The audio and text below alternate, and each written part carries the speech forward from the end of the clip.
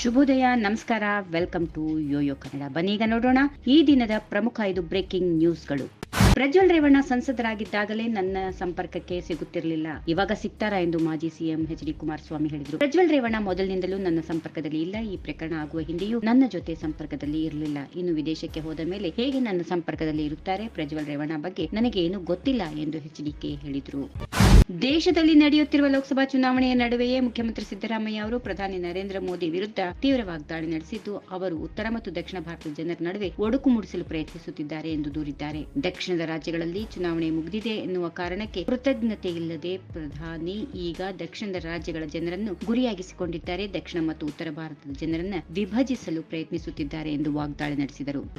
ದಕ್ಷಿಣ ಭಾರತದಲ್ಲಿ ಇಂಡಿಯಾ ಮೈತ್ರಿಕೂಟ clean sweep ಮಾಡಲಿದ್ದು, ಒಟ್ಟಾರೆ ಈ ಬಾರಿಯ ಲೋಕಸಭಾ ಚುನಾವಣೆಯಲ್ಲಿ 300ಕ್ಕೂ ಹೆಚ್ಚು ಸ್ಥಾನಗಳಲ್ಲಿ ಗೆದ್ದು ಸರ್ಕಾರ ರಚಿಸಲಿದ್ದೇವೆ ಎಂದು ಉಪಮುಖ್ಯಮಂತ್ರಿ ಡಿ.ಕೆ. ಶಿವಕುಮಾರ್ ವಿಶ್ವಾಸ ವ್ಯಕ್ತಪಡಿಸಿದರು. ಕಾಂಗ್ರೆಸ್ ಅಧಿಕಾರಕ್ಕೆ ಬಂದರೆ ಸಮಾಜದ ಎಲ್ಲಾ ವರ್ಗದವರು ಅಧಿಕಾರಕ್ಕೆ ಬಂದಂತೆ ನಾವು ಬಸವಣ್ಣನ ನಾಡಿನಿಂದ ಬಂದದ್ದು, ನಾವು ಕೊಟ್ಟ ಮಾತಿನಂತೆ ನಡೆಯುತ್ತೇವೆ, ಹೀಗೆಂದು ಅವರು ತಿಳಿಸಿದರು.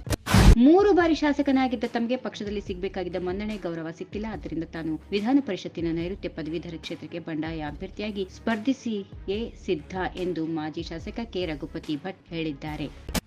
ಹುಬ್ಬಳ್ಳಿಯಲ್ಲಿ ನೇಹಾ ಹತ್ಯೆಯಾಗಿ 1 ತಿಂಗಳು ಕಳೆಯುವಾಗಲೇ ಅಂಜಲಿ ಎಂಬ ಯುವತಿ ಕೊಲೆಯಾಗಿದ್ದಾಳೆ. ರಾಜ್ಯದಲ್ಲಿ ಪೊಲೀಸ್ ಇಲಾಖೆ ಸತ್ತಿದೆಯೋ ಬದುಕಿದೆಯೋ ಎಂದು ತಿಳಿಯುತ್ತಿಲ್ಲ ಎಂದು ವಿಧಾನಸಭೆಯ ಪ್ರತಿಪಕ್ಷ ನಾಯಕ ಆರ್. ಅಶೋಕ್ ಆಕ್ರೋಶ ವ್ಯಕ್ತಪಡಿಸಿದರು. ಹೆಣ್ಣು ಮಕ್ಕಳು ಸರಣಿಯಾಗಿ ಕೊಲೆಯಾಗುತ್ತಿದ್ದಾರೆ, ಇದರ ಜೊತೆಗೆ ಲವ್ ಜಿಹಾದ್ ಕೂಡ ನಡೆಯುತ್ತಿದೆ, ಕಾನೂನು ಸುವ್ಯವಸ್ಥೆ ಸಂಪೂರ್ಣವಾಗಿ ಹಾಳಾಗಿದೆ ಎಂದರು. ಈ ವಿಡಿಯೋ ನಿಮಗೆ ಇಷ್ಟವಾದಲ್ಲಿ ಲೈಕ್ ಮಾಡಿ, ಶೇರ್ ಮಾಡಿ, ಸಬ್ಸ್ಕ್ರೈಬ್ ಮಾಡಿ.